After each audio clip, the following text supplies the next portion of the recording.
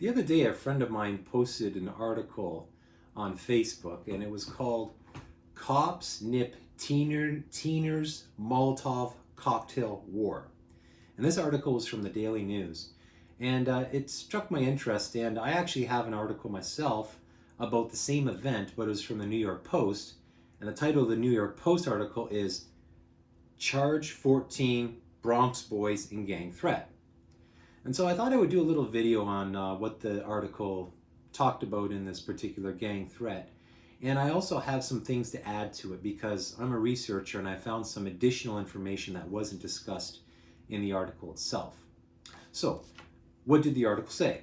Well, the article went on to talk about how a teen gang war was averted by police when they seized, get this, 17 Molotov cocktails, 4 large kitchen knives, 2 iron bars, and a number of baseball bats. And the seizure took place on the rooftop of a tenement building in the Bronx at 1324 Intervale Avenue. And you can see the picture of the building over my shoulder. It'll also come up on your screen. Police arrested 3 boys on the rooftop, and they were all members of a Puerto Rican gang called the Golden Hawks. And they were in the process of getting ready to have a gang war with the Black Noble Dukes, who were their enemies. More police were called to the scene. 17 Molotov cocktails is considerable. And the police arrested 11 members of the Noble Dukes who were actually on their way to 1324 Intervale Avenue. So the police, for the sake of this article and this video, just going to focus on the Golden Hawks. So the police took the 3 Golden Hawks to the 41st Precinct house, and they were so afraid that they wouldn't let the boys smoke a cigarette because they're quite concerned that a spark just might set off one of the Molotov cocktails. And indeed, it was a close call because the Golden Hawks were only moments away from throwing their homemade bombs from the rooftop. They were actually in the process of inserting wicks into the bottles, and they had actually finished 8 of the bottles by the time that the cops arrived on the rooftop. And one of the detectives who was looking at the Molotov cocktails, he noted that they were very crude and they were equipped with cloth wicks. And he noted that because of this, they would burn very quickly and give very little time for the person throwing the Molotov cocktail to get it off without hurting themselves. The police were very concerned that if the boys did throw these bombs off the rooftop, that it could destroy automobiles on the street or maybe even injure or harm or maybe even kill people on the street down below.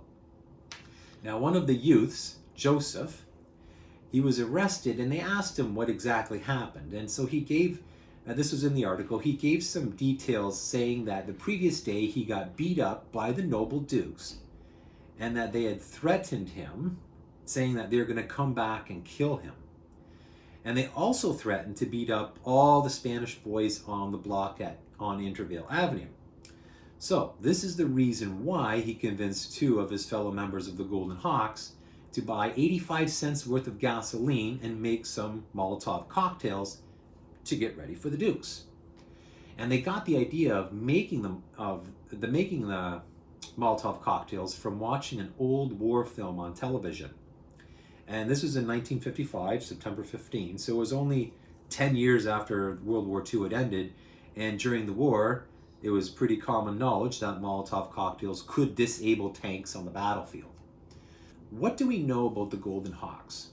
Well, Joseph was friends with the other 2 who were arrested, and they were all members of the Golden Hawks for about 6 months.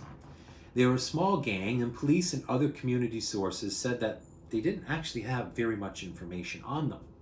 And according to the detectives from the 41st Precinct, the Golden Hawks were small, and other than the Molotov cocktail incident, there was not much that came to their attention from any other crimes.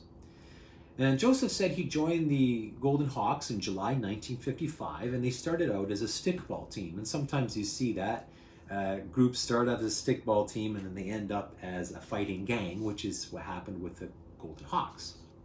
So getting back to the incident itself, there was more to it than what the article stated about Joseph being attacked the day before. got to go back just a little bit before that. So what happened was there were members of the Golden Hawks and the Noble Dukes who attended Junior High School 40 on Prospect Avenue. And they got into an altercation in the cafeteria of the school. And the altercation kind of migrated out towards the school ground, the schoolyard, and there was a fist fight that broke out. Now the Noble Dukes were reinforced by a brother gang, a black gang also, called the Seven Crowns. So the Golden Hawks were outnumbered, losing the fight, and so they took off for safety.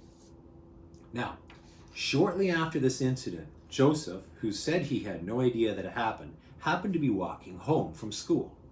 And as he was walking by Junior High School 40, there were still a few members of the Noble Dukes who were hanging around. They noticed Joseph walking by and they knew he was a member of the Golden Hawks. So they immediately jumped him and they punched him in the face and the body. And that is when they made that threat that they were going to kill him. Now I want to make a note about this. And I'm going to read this quote directly from the detective himself. This is what he said. The instant offense undoubtedly grew out of juvenile gang friction in which racial tension played a part. And I certainly believe this because the ethnic makeup of the Bronx was changing very quickly in the 1950s.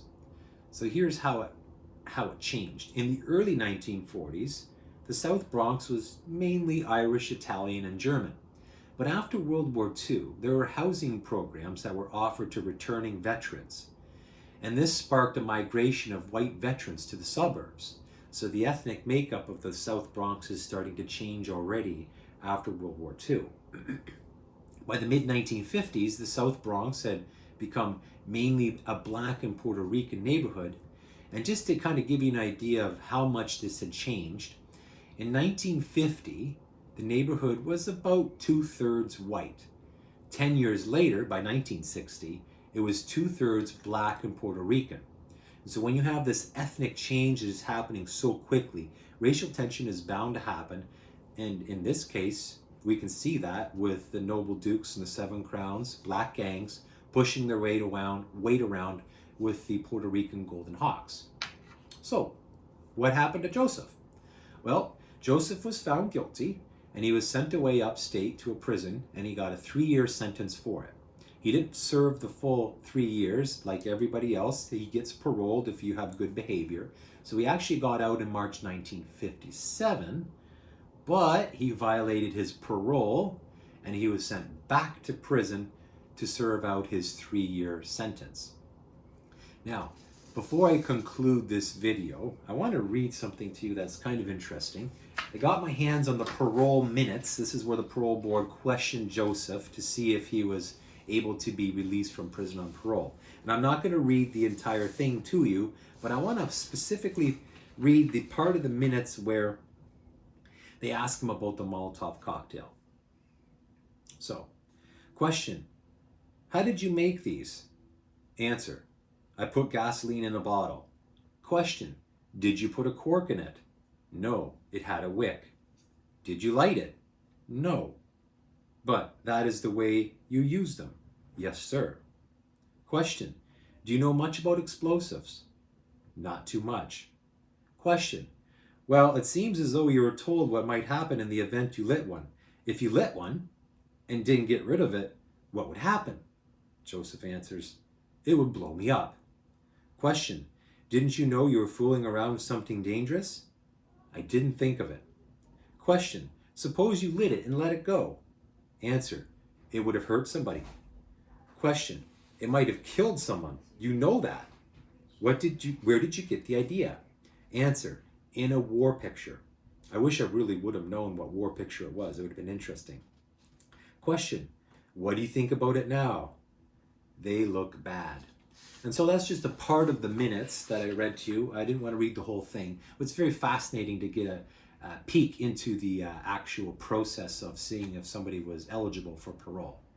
So thanks for listening to this video. I've been researching New York City youth gangs for about 25 years. I'm a published author, and there are many, many stories like this that are just waiting to be told. And this is just one example of it. Thank you.